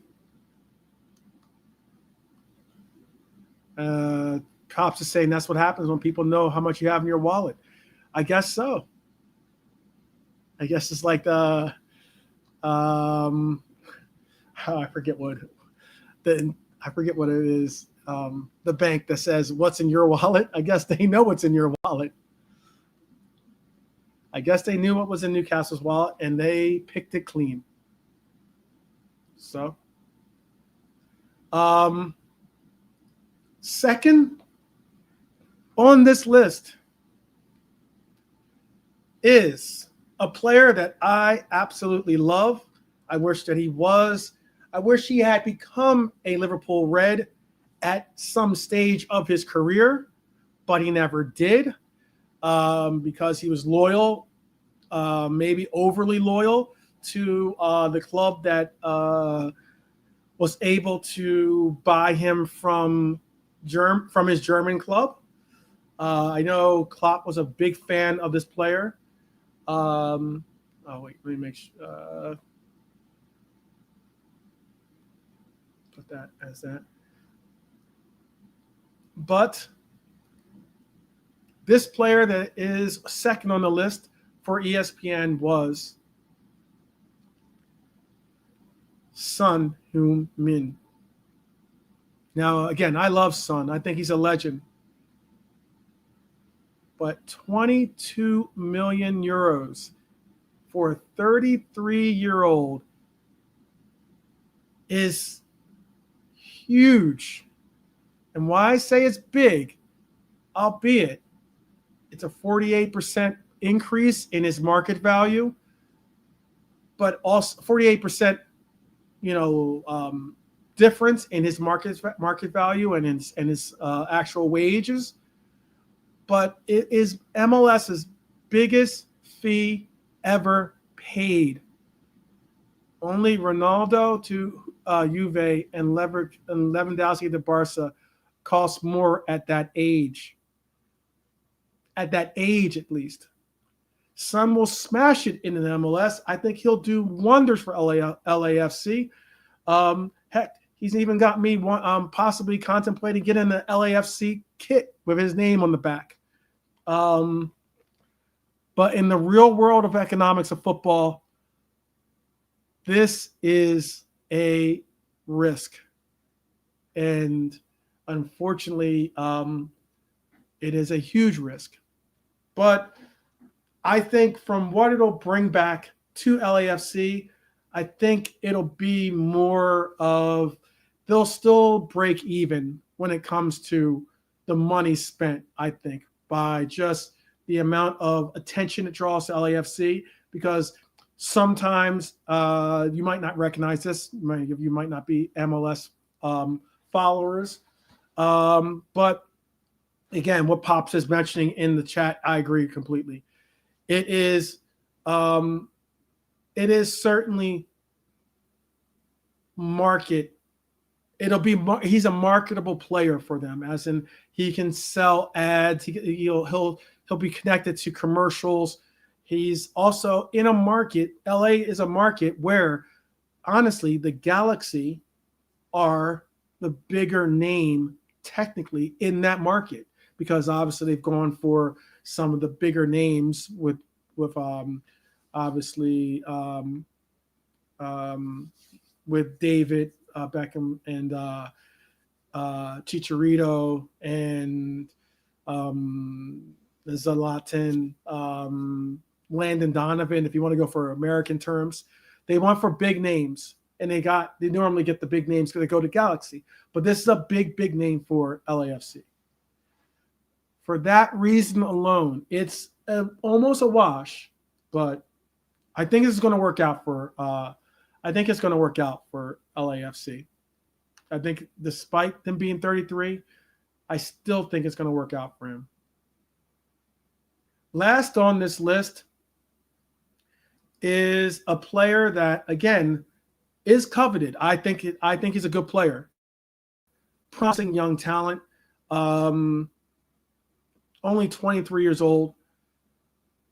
But it was a lot to pay for him. And that was Nick Woltemade. Stuttgart to Newcastle, 85 million. It was a 48.5% difference in his market value. You can see 55 million euros, over his market value. He's got tools galore.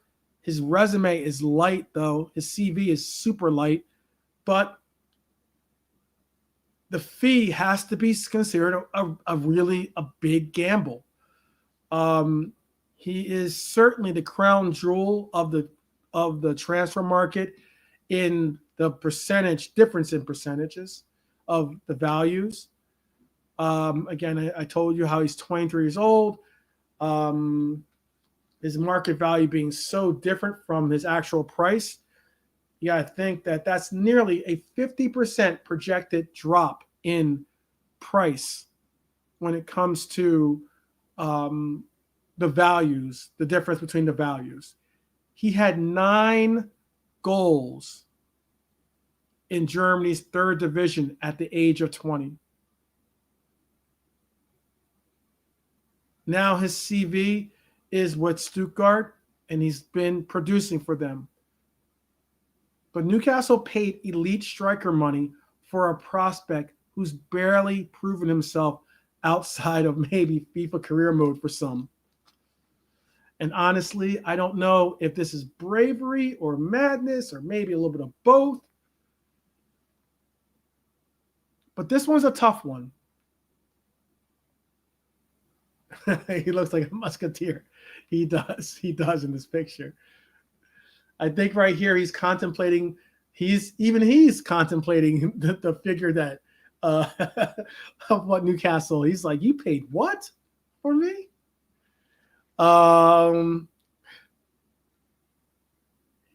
It's a real question. I'll leave this one to you. Thumbs up, thumbs down to the thumbs up, thumbs down to the chat. Do you think this player is going to amount to? Are they ever going to get the 85 million back? Basically, do you think do you think that at 26, 27? I don't know how long. I think they gave him a 5-year deal, but I'm not certain on how long the deal was. Do you think it pans out where they can get 85 million for the player, or do you think that he becomes such a staple for their team that that he becomes the talisman for their team going forward? Obviously, Visa isn't going to be that player. This is a player that they have to definitely groom into being that player, being that pinnacle player for them. The market is wild. I'll admit that. Red for life. I admit that. He is a good player, but it's a huge price tag. Huge price tag. Red Armchair Supporter is saying, give him the thumbs up. Or I'm going to let you guys be the emperor in Gladiator. Thumbs up, thumbs down. So far, I got one thumbs up. Anyone else want to rate in there? I like the player. It might not sound like I do, but I do like the player. I think he's a talented player. I'd be honest with you. If we were to be able to bring in the player, I wouldn't have paid 85 million for the player. But if we were to be able to get the player for, let's say, 40, 50 million euros, okay, I would have said, let's take a gamble on it. Not as our number one choice, by the way. Not as our number one choice, but hypothetically, if we hadn't gotten Ekitike, I would say, hey, you know what, Woltemade at 40 million euros sounds like a good price tag. 50 million euros. Okay, now you're starting to push me to the edge. You can call me Rakim and Eric B and Rakim, but I do know the ledge, and 50 million would have been way too much for me. This one went up to 85 million. It's tough. That's a tough one. I'll go with what you guys are saying in the chat by giving it a thumbs up to work out for him. It's going to be tough sledding though for Woltemade. It's something that we're not obviously evaluating him immediately. But with an 85 million euro price tag on it, on his back, you're going to look for some real difference or real movement in his development. And we'll see if he can provide it.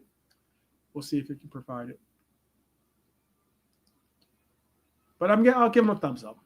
I'll be nice. I'll give him a thumbs up because I think he's a good player. We'll see. But we're at the 2-hour mark, my friends and family out there. That's the 13 most risky transfers of the summer, rated by ESPN. Some of these will pan out. Some will haunt clubs for years to come. and a couple I think we'll be laughing about on future countdowns. But tell me what you think in the comments. Please do. Which transfer is the biggest bust waiting to happen? Which one do you think is the biggest jewel of the 13 that they did announce? Tell me what you think. Drop it in the comments. Smash the like button. As always, you doing that helps me, helps the channel, and helps us all, procure this channel to levels where we can hang with the big boys. I think we already can, but all the same with numbers. So our market value can go up. Maybe we can look at it that way. I think that we've all give us a thumbs up on the channel. So we'll see if that happens or not. But shout out to everyone that joined us today. Shout out to Brian for helping out, dropping in and helping out. I know you couldn't make it to the end, but all the same, I appreciate the fact that he was able to give his assistance to the episode. Shout out to Pops, Red Armchair Supporter, Red for Life, Hi Lore. Shout out to Joey, a new name in the chat that I'm seeing. Shout out to Joey. Shout out to Edward that was here earlier as well. AR, the streets were here earlier too. So shout out to Rasta Crab. Shout out to Lee Wizkid. Jay Kismet was here. So JK, shout out to you too. And tomorrow, we're already quickly approaching the weekend, which is great. We'll have a Burnley preview coming up, not tomorrow, but on the weekend we'll have a Burnley preview. I've got a members show that I have slated to be dropped as well. And I do have for Thursday and Friday, because this weekend's going to be a big weekend for me. For Thursday, I have a number 9 show that I'm going to be doing tomorrow. So if you had fun with breaking down this, we're going to do a number 9 show, a tier show for number 9s of the Premier League. It should be a fun show. Hopefully, I'll have a panel being able to join me. I guess most of all, I don't know if that's someone calling me to say that they want to be on the panel for tomorrow, but yeah, I would love to say thank you for giving me your time today. Hopefully you'll do the same tomorrow. But last but not least, as my fellow Red Pops just said in the chat, up the Reds each and every time. Big up to each and every one of you, and I will see you all tomorrow.